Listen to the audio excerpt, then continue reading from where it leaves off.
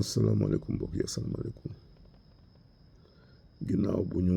santee borom bi julli ci Yonent bi sallallahu alayhi wa sallam ñu leen di nuyu leen ñaanal jàmm guddi na nag ndax ñu ngi ci 3h45 fi mu nekk muy ñetti waxtu yu teg ñeent fukki minutes ak juróom ci guddi waaye nag maa ngi ci liggéey bi ba léegi ñu ngi ci liggéey bi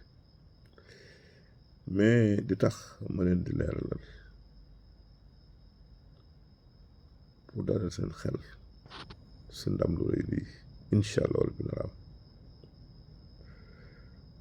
mooy dafa am fu ndam di lalu te pour wax leen ni incha allah rabbi buntu yëpp gaa yi tëj nañ ko fu opposition mën a jaar tey fu mu ñëw a jaar laa gisul ndax élection yi dafay am le 17 novembre 2024 incha allah rabbi yal na si yàlla yóbbu ak jàmm ñu fekk ko te tal ko mais dafay am si période bu doy waar ndax jant bi dafay taxaw si 25 degré si scorpion nag ku nekk xam na ko waaye nag li tax Ousmane war si jëlee ndam mooy scorpion dafa taxawee ndox Ousmane Sonko nekk cancer taxawee ndox gis ngeen de scorpion ku ko gouverner scorpion ku ko gouverner mooy Mars moo gouverner kër Jamaay di Bélier kon mois la boo xam ne bu favorable la si ñoom kon oomul may tiit si côté boobu ba nopp nag le nombre 9 ñëw tëjee fi ndax newoon naa leen 9 nekk na juróom-ñeenti weeru ëmb bi mi ngi sosu woon mars juróom-ñeenteel weer bi novembre la kon nag doom daa war a juddu te góobu ni ñi ñu jàkkaar lool am nañu doole te ko juddu kon mën nañu rafet njort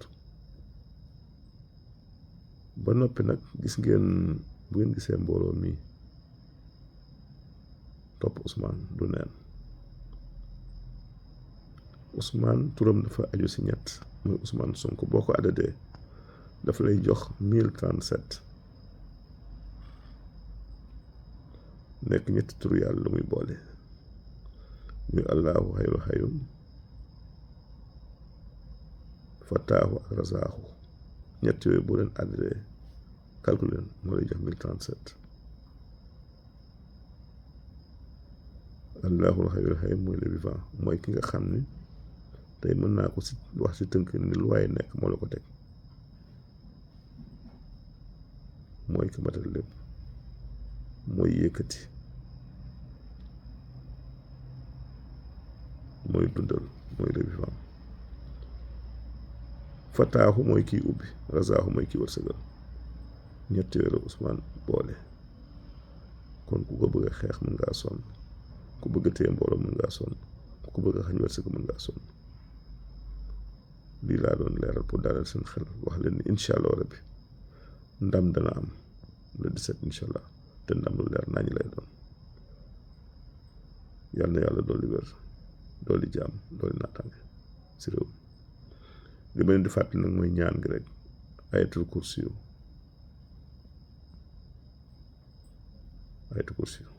mooy ñaan joxoon naan ko sànq yéen sax si wala bu ngeen ñëwee ba si wala yahuduhu hifzuhuma wa huwa aliyul azim ngeen baamtu ko 70 fois ñaanal Sonko ñaanal Jomaay ñaan yàlla dolli jàmm si réew mi li ngeen di sarxel Ousmane nag ñeenti mbuusu ndox rek lay doon di sedd guy